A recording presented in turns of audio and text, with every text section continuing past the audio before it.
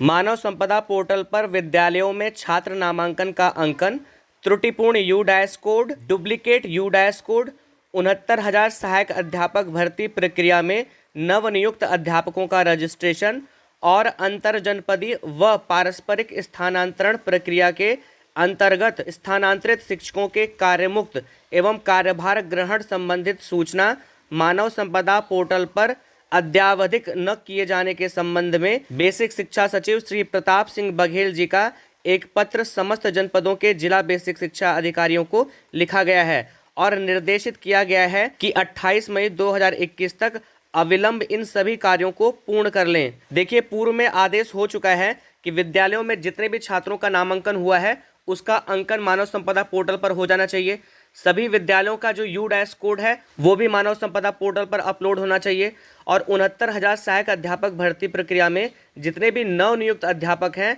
उनका मानव संपदा पोर्टल पर रजिस्ट्रेशन हो जाना अनिवार्य था और उनको मानव संपदा आईडी भी अलॉट करनी थी। साथ ही साथ अंतर जनपदीय स्थानांतरण और पारस्परिक स्थानांतरण में जितने भी अध्यापक कार्यमुक्त हुए हैं और जितने भी अध्यापकों ने कार्यभार ग्रहण किया है इसके संबंधित सूचना भी मानव संपदा पोर्टल पर अपलोड करनी थी, लेकिन अभी भी इसका कार्य पूर्ण नहीं हुआ है, जिसके लिए बेसिक शिक्षा सचिव श्री प्रताप सिंह बघेल जी ने समस्त जनपदों के जिला बेसिक शिक्षा अधिकारियों को निर्देशित किया है कि 28 मई 2021 तक अविलंब ये कार्य पूर्ण हो जाना चाहिए।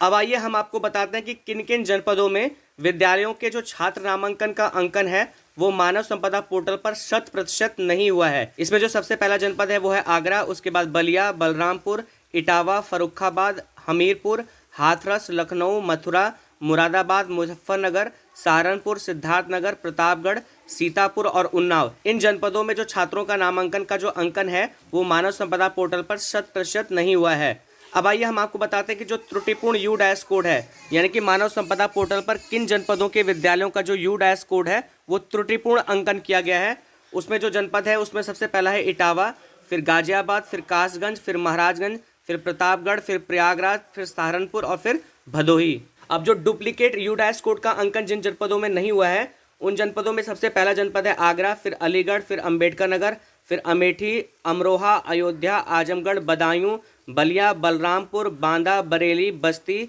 बुलंदशहर, चंदौली, चित्रकूट, देवरिया, इटावा, फर्रुखाबाद, फतेहपुर, फिरोजाबाद, गाजियाबाद, गाजीपुर, गोरखपुर, हमीरपुर, हापुड़, हरदोई, हाथरस, जौनपुर, कन्नौज, कानपुर देहात, कानपुर नगर, कासगंज, कौसाम्बी, लखीमपुर खीरी, लखनऊ, महाराजगंज, मैनपुरी, मऊ, मेरठ, मिर्जापुर, मुजफ्फरनगर, पीलीभीत, प्रतापगढ़, प्रयागराज, रायबरेली, सहारनपुर, संभल, भदोही, शाहजहांपुर, शामली, सिद्धार्थनगर, सीतापुर, सोनभद्र, उन्नाव और वाराणसी। इसके बाद 69,000 सहायक अध्यापक भर्ती प्रक्रिया में जो नवनियुक्त अध्यापक हैं जिनका मानव संपदा पोर्टल पर रजिस्ट्रेशन नहीं हुआ है उसमें यहाँ पर इसके सामने लिखा है कि समस्त जनपद विवरण संलग्न, यानी कि समस्त जनपदों के जो 69,000 भर्ती प्रक्रिया में जो नवनियुक्त अध्यापक हैं उनका मानव संपदा पोर्टल पर रजिस्ट्रेशन अभी तक नहीं हुआ है।